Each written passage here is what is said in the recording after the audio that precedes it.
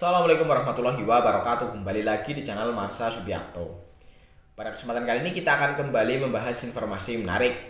Kali ini tentunya kembali terkait dengan seleksi P3K atau pegawai pemerintah dengan perjanjian kerja. Dan tentunya kembali berkaitan dengan P3K tenaga kesehatan. Jadi bagi teman-teman yang selalu melihat video-video saya, tentunya sudah tahu ya, sudah ada banyak instansi yang telah mengangkat para P3K nakes formasi tahun 2022.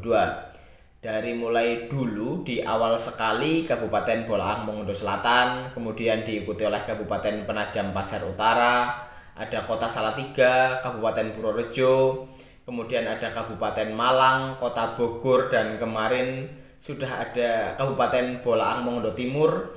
Kemudian kali ini kembali ada informasi berkaitan dengan pengangkatan P3K nakes kemarin di hari Rabu.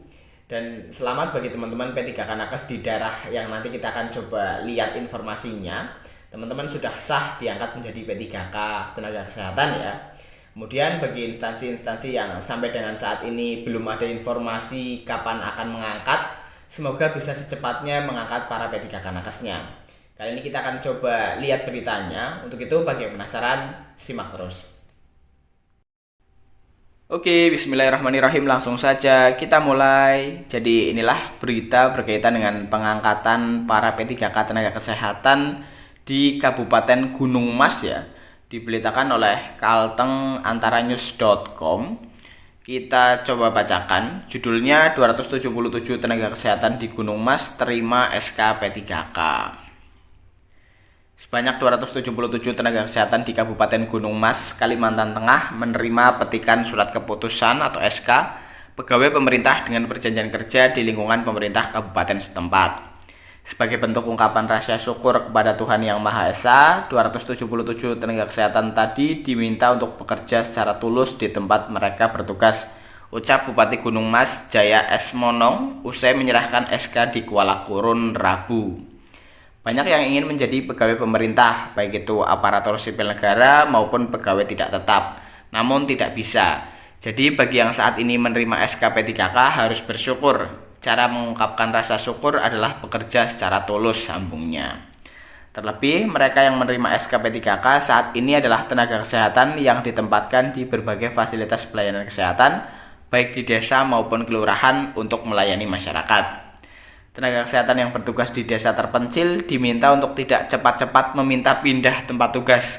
Mereka hendaknya bekerja dengan hati demi kemajuan masyarakat dan desa.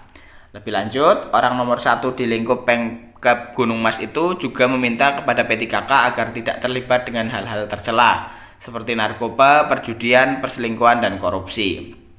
Sementara itu, pelaksana harian Sekretaris Daerah Gunung Mas, Richard, menyampaikan pengumuman dan pendaftaran seleksi P3K tenaga kesehatan sekaligus seleksi administrasi dimulai pada 3 sampai 23 November 2022. Jumlah formasi sebanyak 449, pelamar yang mendaftar 419 orang, dan yang lulus seleksi administrasi serta mengikuti seleksi kompetensi 317 orang. Dari 317 orang tadi hanya 277 orang yang lulus seleksi kompetensi. Pelaksanaan penerimaan P3K tenaga kesehatan 2022 dilaksanakan sesuai dengan tahapan yang ditentukan oleh Panitia Seleksi Nasional. Penyerahan petikan SK merupakan tahap terakhir dari proses kegiatan tersebut. Demikian Richard. Jadi itulah berita terkait dengan pengangkatan yaitu pembagian SK P3K nakes formasi tahun 2022 di Kabupaten Gunung Mas. Selamat bagi teman-teman P3K nakes yang diterima di Kabupaten Gunung Mas ini ya. Semoga bisa mengemban amanah dengan baik sesuai dengan apa yang disampaikan oleh Pak Bupati dari Gunung Mas tadi. Dan semoga bagi instansi-instansi yang sampai dengan saat ini belum mengangkat atau belum memberikan SK kepada para P3K nakesnya bisa segera menyelesaikan prosesnya ya sampai dengan SK-nya ada dan bisa dibagikan ke para P3K nakesnya. Dan kepada para P3K nakes yang belum menerima SK, semoga teman-teman bisa tetap sabar, tetap menunggu dan berdoa semoga SK bisa cepat dibagikan. Jadi mungkin itu informasi yang bisa disampaikan pada kesempatan kali ini. Jika ada tanggapan atau pertanyaan silahkan tinggalkan di kolom komentar. Terima kasih, mohon maaf bila ada kesalahan. Wassalamualaikum warahmatullahi wabarakatuh.